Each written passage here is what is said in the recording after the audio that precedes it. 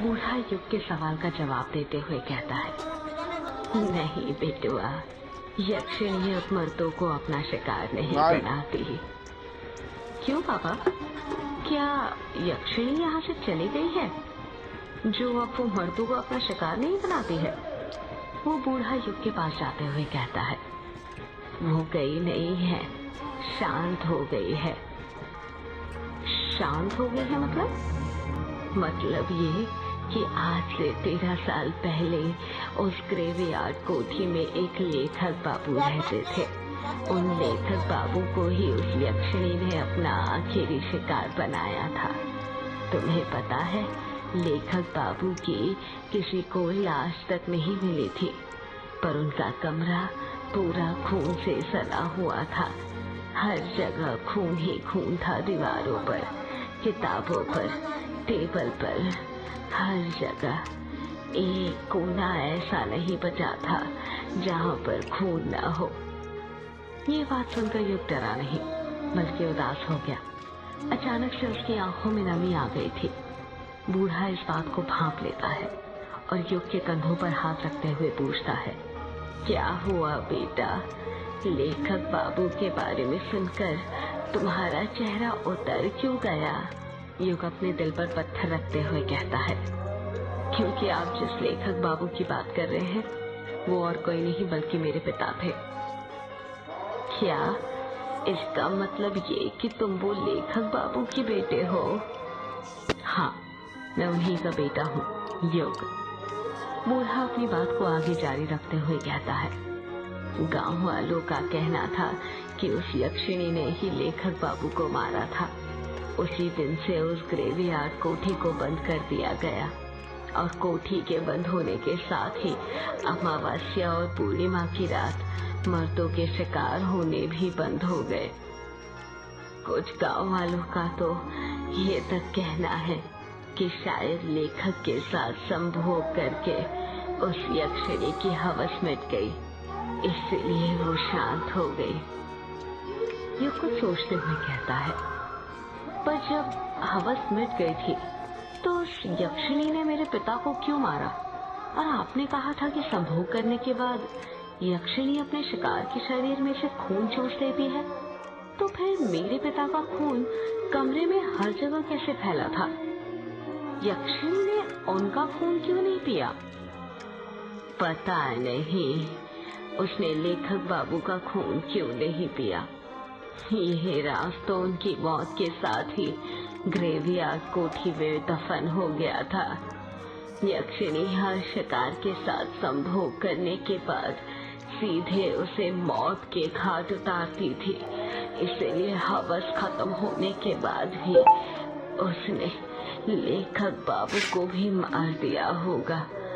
पर कुछ गांव वालों का कहना था कि लेखक बाबू कई सालों से खोजबीन पूछताछ करके यक्षिणी पर कोई किताब लिख रहे थे। इसकी भनक उसे लग गई थी। एक ये भी कारण हो सकता है। और फिर अमावस्या आते ही यक्षिणी ने लेखक बाबू को मार दिया होगा। क्या वो किताब मुझे मिल सकती है? नहीं, वो किताब तो कहीं नहीं है। सुना है प्रकाशित ही नहीं हो पाई। शायद ग्रेवयार्ड कोठी में हो। क्या कहा आपने? ग्रेवयार्ड कोठी में? हाँ, ग्रेवयार्ड कोठी में। पर मैं तुम्हें एक सलाह देता हूँ, वो यक्षिणी शांत हो चुकी है तो बेहतर है उसे शांत ही रहने दो। उसके अंदर की वासना को फिर मत जगाओ, वरना पता नहीं और कितने मर्दों की जान ले ले। आप मुझे डरा क्यों रहे हैं? मैं डरा नहीं रहा हूँ तुम्हें, बस आगाह कर रहा हूँ बिटुआ। मौत के आने से पहले चेतावनी देनी पड़ती है। मतलब? तुम शहर के लोग मतलबी बहुत होते हो बिटुआ। हर बात में मतलब ढूंढते हो। मतलब कुछ नहीं। वैसे आप बहुत कुछ जानते हो उस ग्रेवयार्ड कोठी के बारे में। आखिर कैसे? जानूंगा कैसे नहीं, मेरा पुराना रिश्ता जो है। युग उस बूढ़े को घूरते हुए पूछता है। क्या कहा? पुराना रिश्ता है? क्या रिश्ता है आपका ग्रेवयार्ड कोठी से? बूढ़ा बड़ी बड़ी आंखें करते हुए कहता है। मेहंदी पठार। युग अपना मुंह फाड़ते हुए कहता है। मेहंदी पठार मतलब ये बेटुआ कि मेहंदी पठार स्टेशन आ गया है। चलो जल्दी उतर जाओ। ट्रेन मेहंदी पठार स्टेशन पर आकर रुक गई थी। युग और वो बूढ़ा अपना अपना सामान लेकर ट्रेन से नीचे उतर जाते हैं। स्टेशन ज्यादा बड़ा नहीं था और पूरा सुनसान पड़ा हुआ था। स्टेशन पुराने जमाने का था। लाइट भी एक दो ही जल रही थी जो बार बार बंद चालू हो रही थी। ट्रेन अभी स्टेशन से निकली ही थी कि तभी युग की नजर बूढ़े के हाथ में जो झोला था उस पर पड़ती है और वो देखता है कि उसके अंदर कई सारे कमल के फूल रखे हुए थे। युग सोचने लग जाता है, ये बूढ़ा इतने सारे फूलों का क्या करने वाला है। जैसे ही बूढ़ा स्टेशन पर उतरा था, जल्दी जल्दी कदम बढ़ाने लग गया था, जैसे उसे कहीं जाने में देर हो रही हो। युग के मन में कमल के फूलों वाली बात खटकती जा रही थी। उससे रहा नहीं जाता और वो उस बूढ़े से पूछ ही लेता है। वैसे बाबा, आप इतने सारे कमल के फूलों का क्या करने वाले हैं? बूढ़ा अपने चेहरे पर मुस्कान लाते हुए कहता है, तो तुम्हारी नजर चली ही गई इन पर। बड़ी तेज नजर है। ये मेरे सवाल का जवाब नहीं हुआ बाबा। बताइए ना, आप इतने सारे फूलों का क्या करने वाले हैं? अरे पूजा आने वाली है ना, उसी के लिए है ये फूल। कैसी पूजा? पूर्णिमा की पूजा। पूर्णिमा की पूजा मतलब? तुम नहीं समझोगे, तुम गांव में नए आए हो ना, धीरे धीरे सब समझ जाओगे। ये बस बूढ़े को हैरानी के साथ घूरे जा रहा था क्योंकि उसको उसकी बातें बिल्कुल समझ में नहीं आ रही थी। युग अपनी रील्स पकड़ते हुए कहता है, और शिट, इससे भी अभी आना था। क्या हुआ बेटा, बड़ी मुश्किल में लगते हो? हाँ बाबा, वो यहाँ पर कोई वॉशरूम है क्या? बूढ़ा अपना सिर खुजाते हुए कहता है। वॉशरूम मतलब बेटुआ? मतलब टॉयलेट, पेशाब घर बाबा। अच्छा, ये बोलो ना तुम्हें टंकी खाली करनी है। युग चिढ़ते हुए कहता है। हाँ वही। वो तो नहीं है स्टेशन पर। पूरे देश की तरक्की हो गई पर मेहंदी पठार आज भी वैसा ही है जैसा पहले था। तो फिर मैं वॉशरूम मतलब टंकी खाली कहाँ पर करूँ? अरे इतनी सारी जगह है, कहीं भी कर दो, वैसे भी अंधेरा है, कोई नहीं देखने वाला। युग थोड़े आगे ट्रेन की पटरी के पास चले जाता है और टॉयलेट करने लग जाता है। युग टॉयलेट करते हुए कहता है, वैसे बाबा, आपको यहाँ से कहाँ जाना है? रॉन्ग कामूचा। मतलब आपको किश्नोई नदी पार करके जाना पड़ेगा? हाँ। आपको डर नहीं लगता यदि उस यक्षिणी ने आपको पकड़ लिया तो? अरे मैंने कहा ना बेटुआ, उसकी वासना खत्म।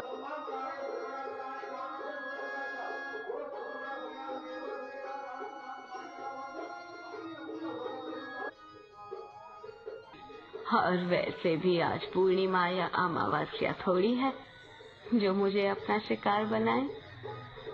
वैसे आप रोंग कामूचा में कहाँ रहते हैं?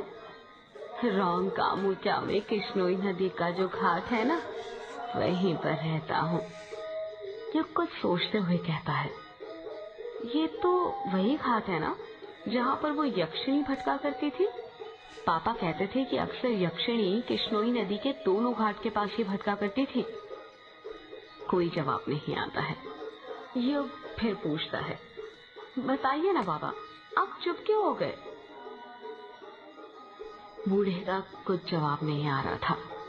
युग सोचने लग जाता है कि बाबा कोई जवाब क्यों नहीं दे रहे। युग अपने पैंट की चेन बंद करता है और पीछे मुड़ने लग जाता है। जब वो पीछे मुड़ता है तो उसके रोंगटे खड़े हो जाते हैं।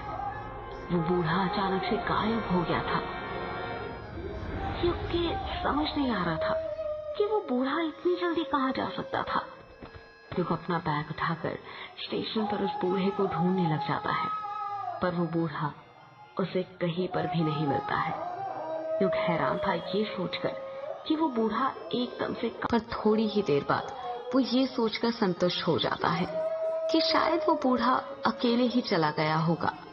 और अच्छा ही हुआ चले गया, वरना यक्षिणी के बारे में बातें करके वो तो खुद तो डरता ही, साथ में उसे भी डराता। युग स्टेशन से बाहर निकलता है तो देखता है कि स्टेशन से बाहर एक भी ऑटो रिक्शा वाला नहीं था। ये गांव में ना यही प्रॉब्लम होती है, टैक्सी नहीं मिलती।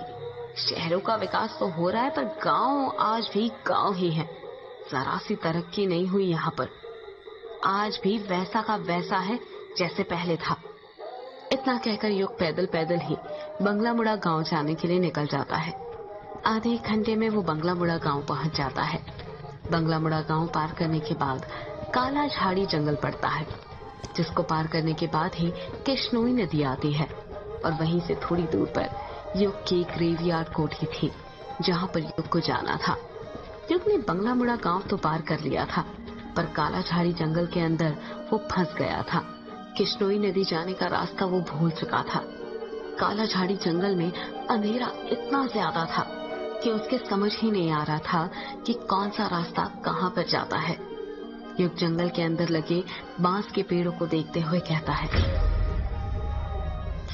अब क्या करूं? आगे का रास्ता तो भूल गया मैं। 2-3 राउंड मार लिए पर बार बार घूमकर फिर से यहीं पर आकर रुक जाता हूँ। ये काली झाड़ी का जंगल तो पहेली बन गया है मेरे लिए, कुछ समझ ही नहीं आ रहा क्या करूं। युग अपना मोबाइल निकालते हुए कहता है, यहाँ पर तो नेटवर्क भी नहीं आ रहा कि किसी को फोन करके बुला लूं। युग के आसपास साल और बांस के पेड़ लगे हुए थे। हवा के झोंके जब भी इन बांस के पेड़ों के बीच में से निकलते थे तो ऐसा लगता था जैसे आपस में कोई फुसफुसा रहा हो। मोबाइल के टॉर्च की रोशनी में युग को ज्यादा कुछ नहीं दिखाई दे रहा था। युग सोच ही रहा था कि वो क्या करे, कि कैसे इन जंगलों से निकले। तभी उसे किसी के कदमों की आहट सुनाई देती है। कदमों की आहट सुनकर युग सहम सा जाता है और सोचने लग जाता है कि इतनी रात में जंगल में कौन होगा। युग डरने लग जाता है और सोचने लग जाता है कि कहीं यक्षिणी तो नहीं। पर फिर वो अपने दिल को तसल्ली देता है, नहीं, यक्षिणी कुछ नहीं होती, सिर्फ कहानियां हैं जो मेरे पापा ने बनाई थी। कदमों की आहट धीरे धीरे तेज होती जा रही थी। ऐसा लग रहा था जैसे कोई युग के पास आ रहा हो। युग जमीन पर पड़ा बांस का टुकड़ा उठा लेता है और कदमों की आहट सुनने लग जाता है। तभी युग देखता है कि उसके बगल में जो बांस के पेड़ लगे हुए थे वो हिल रहे थे और आवाज उसी तरफ से आ रही थी। युग पूरी तरह तैयार हो गया था उस आहट का सामना करने के लिए। जैसे ही कदमों की आहट बंद होती है, युग की आंखें फटी की फटी रह जाती है। उसके हाथ से बांस का टुकड़ा अपने आप छूट जाता है और वो खुद डर के मारे झट से जमीन पर गिर जाता है। युग के सामने एक काला साया खड़ा हुआ था। युग डरते हुए अपना मोबाइल उठाता है और उसका टॉर्च उस काले साए पर मारते हुए कहता है, कौन हो तुम? एक लड़की की आवाज सुनाई देती है, मैं अभिमन्यु। जब टॉर्च की रोशनी उस काले साए पर पड़ती है तो युग देखता है कि वो काला साया किसी और का नहीं बल्कि उसी की उम्र के एक लड़के का था, जिसके लंबे लंबे घुंघरालू गर्दन तक बाल थे और उसने आंखों में एक बड़ा सा चश्मा पहना हुआ था। उस लड़के के हाथों में कोई डिवाइस था जिसे देखकर ऐसा लग रहा था जैसे कोई रीडिंग नापने वाला डिवाइस हो। अभिमन्यु युग की तरफ हाथ बढ़ाते हुए कहता है, और जाओ, नीचे क्यों लेटे हो? युग अभिमन्यु का हाथ पकड़ते हुए कहता है, लेटा नहीं हूँ, तेरे कारण डर गया था। क्या कहा? मेरे कारण डर गया था? क्यों, तू डरपोक है क्या? क्या बोला तूने? इतना कहकर युग अभिमन्यु के चेहरे पर टॉर्च मारने लग जाता है। जब युग गौर से अभिमन्यु का चेहरा देखता है तो हैरानी के साथ कहता है, कहीं तुम अभी तो नहीं? युग अपनी बात पूरी करता और उससे पहले ही अभिमन्यु भी युग की तरफ उंगली करते हुए कहता है, और तू युग है ना? इतना कहकर ही दोनों एक दूसरे के गले मिल जाते हैं। अभिमन्यु युग के बचपन का दोस्त था।